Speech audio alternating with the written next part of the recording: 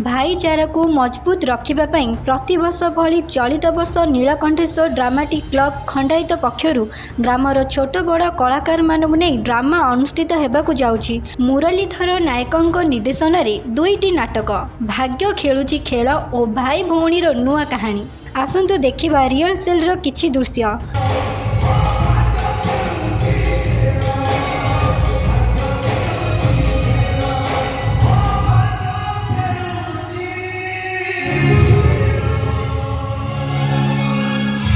मो ना मुरलीधर नायक खंडिता ड्रामाटिक क्लब्र निर्देशक भाव में कार्य करुच्ची। दुई गोटी नाटक होची भाग्य खेलुची खेल भाई भौणी नुआ कहानी। ये दुई गोटी नाटक निर्देशक भाव में कार्यक्रम करुच्ची। नाटक सफल होगा विभिन्न समय धरी विभिन्न दिन धरी बहुत समय धरी नाटक रिहर्सल होची। जहा आसंता 14-15 नाटक अनुष्ठित भावुँ खूब सफलता अर्जन कर आशा विश्वास प्रभु नीलकंठेश्वर आशीर्वाद निश्चित अच्छे। नाटक प्राय 1.5 मास 2 मास हम 2 मास हम आगुरी पिला नाटक चयन करवा आमको समय करवा चलीगला प्राय 8-15 दिन नाटक 2 मास खंडे रिहर्सल हो छड़ा आमर चाषी अंचल विभिन्न बर्तमान सीजन विभिन्न फसल उत्पादन होती समस्त चाषीबंदी लोक समस्त किए व्यवसाय करें तो किए बिल सुरक्षा करने कार्यक्रम करें ता भर समय बाहर कर ये नाटक दुईटा विभिन्न पाठ कर विभिन्न साहाय्य सहयोग अनुष्ठान गाँव भल मंद इत्यादि इत्यादि कार्यक्रम पिलामान सहयोग ग्रामांचल सहयोग गाँव मध्याह्न व्यक्ति सहयोग नाटकटी हो जहा गाँव विभिन्न कार्यक्रम रही जागर उत्सव ठार रामलीला पर्यटन विभिन्न कार्यक्रम गाँव में हुए ये हूँ कला क्षेत्र ये बहुत नाट्य जगतर धुरीन धुरीन कलाकार थे स्वर्गवासी बड़ बड़ यात्रा पार्टी थे। ये गाँ हूँ कला क्षेत्र ये गाँव में जो कला कार्यक्रम हुए निश्चित सफल हुए। मो ना है विजय कुमार स्वाई श्री श्री नीलकंठेश्वर ड्रामाटिक क्लबर मु जड़े सक्रिय सदस्य। ये ड्रामा अनुष्ठान विगत आमर ये हूँ बहु पुराणा अनुष्ठान भाग्यवशत किछि दिन बंद हो जाता। आम एवं जो युवगोष्ठी आरंभ करूँ पाखापाखि 10 वर्ष खंडे होमें पुणी नूतन भाव में आरंभ करूँ जहाँ हो ईश्वर इच्छा ठीक ढंग से चली। गत वर्ष होता ए वर्ष होगा जाऊँगी 2 गोटी नाटक। प्रथम नाटकटा हूँ भाग्य खेलुची खेल सेकेंड नाटक हूँ भाई भौणीर नुआ कहानी। आमर प्रशासन आश्रय आम नहीं प्रशासन को आम आमंत्रण निमंत्रण करूँ से आम पाखे आसिक पहुँचे आम संबर्धित करूँ। बाकी आमर पिलामानकु समस्त को सहयोग मागिचु समस्ते केमती लोक मैंने शांति श्रृंखला बसिक नाटक को अनुभव करेंगे ए सब आम समस्त पिलामानकु दायित्व देचु एवं चेयर आम 1200 ରୁ 1500 चेयर आम पकाउछु शांति श्रृंखला करने आम समस्त को दायित्व देचु। रेलसेल आमर मिनिमम आमर 4 मास धरी रेलसेल चली 2 खंड नाटकर से नाटकर निर्देशक होउचंती आमर श्रीजुक्त मुरलीधर नायक। आज को 4 मास हम चली आज 2 दिन धरी बीजीएम चलची। काली होता भाई भौणी नुआ कहानी बीजीएम आज हूँ भाग्य खेलुची खेल नाटकर बीजीएम चली।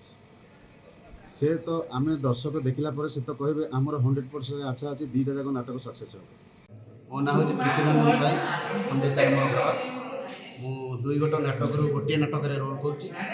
नाटकटी ना है भाग्य खेलुची खेल नायक भाव में अभिनय करुँची। आकाश जहाँ ना दिखाई कलेक्टर भूमिका रोल करुँची समस्त सहयोग मो प्रति अच्छी बहु मान्यगण्य व्यक्ति भी आमर आसुँच साहाय्य कर समस्त मुरबी भी साहाय्य कर बाकी रही सार बहुत कोऑपरेशन करमको जेहेतु सार सकाशे आज ये अनुष्ठान चली ना बहुत कष्ट बाधा विघ्न चलता बेस कर समस्ते साहाय्य सुविधा कर। भाई तू सीना मिछि मिछिका राजजमा आने खुशी होचु हेले तो आदर सान भाईटा जो सतसतीका राजजमा को कथा देथिला सी ताको क्षमा करिबो तो आखिर असर असर लुहरे सी ताको अभिशाप दब नहीं तो तमे मते क्षमा करदब नीली तमे मते क्षमा करदब एणु माहिले गो हत्या तेणु माइले ब्रह्म हत्या ସମୟରେ ଗୋଟେ ଏଦଚ୍ଛକି ଉପରେ ଛିଡ଼ା ମୁଁ ହାରି ଯାଇଛି ମୁଁ ହାରି ଯାଇଛି ତମେ ମୋତେ କ୍ଷମା କରିଦେବ ନୀଳିମା ତମେ ମୋତେ କ୍ଷମା କରିଦେବ। ମୁଁ ସବୁ ବୁଝୁଛି ରେ ମା, ହେଲେ ଏଭଳି ପରିସ୍ଥିତିରେ କ'ଣ କରିହେବ ମୋ ମୁଣ୍ଡ ଭିତରେ କିଛି ବି ବୁଝୁନି। ତୁ କହୁଛୁ ସେମିନାରୀ ଯିବା ପାଇଁ ତୋର 25,000 ଟଙ୍କା ନିହାତି ଦରକାର, ଆଉ ଏପଟେ ତୋ ବାପା ବିଲକୁଲ ନିଶ୍ଚୟ ଏମିତିକି ଦାନ କରି କରି ସେ କଳ କାରଖାନା ବେପାର ପଡ଼ିଛ ସବୁ ବିକ୍ରି କରିସାରିଲେଣି। ଏମିତିକି ଦେହ ପା ଟିକେ ଖରାପ ହେଲେ ଔଷଧ ଟିକେ କିଣିବା ପାଇଁ ପାଖରେ ପଇସାଟିଏ ନାହିଁ ରେ ମା, ପାଖରେ ପଇସାଟିଏ ନାହିଁ। ଆଜ୍ଞା ନମସ୍କାର। ନୀଳକଣ୍ଠ ଡ୍ରାମାଟିକ୍ କ୍ଲବ୍ର ମୁଁ ଜଣେ ସକ୍ରିୟ ସଦସ୍ୟ। ମୋ ନାଁ ହେଉଛି କୃଷ୍ଣଚନ୍ଦ୍ର ବେହେରା। ଏହି ଭାଗ୍ୟକଳୀ ନାଟକରେ ନିର୍ଦ୍ଦେଶନା ଶ୍ରୀଯୁକ୍ତ ମୁରଲୀଧର ନାୟକଙ୍କର ନିର୍ଦ୍ଦେଶନାରେ ମୁଁ ନାଟକରେ ଗୋଟିଏ ଖଳଚରିତ୍ରରେ ଅଭିନୟ କରୁଛି। ନାମଟି ହେଉଛି ଡମ୍ପୁରୁତ ପଡ଼ିଆ ସଂଗ୍ରାମଟେ କହୁଛି ଆପଣ। ହେଲେ ସାକର ଯଦି କଥାଟା ଦିଟା ହୁଏ ମୋ ଇଜ୍ଜତ ଉପରେ ଆଞ୍ଚ ଆସେ ତାହେଲେ ମୋ ଠାରୁ ଭୟଙ୍କର କେହି ହେବେନି। ମୁଁ ବିଜୟ କୁମାର ସାହୁ, ଡାକ ନାଁ ବିଜୁ।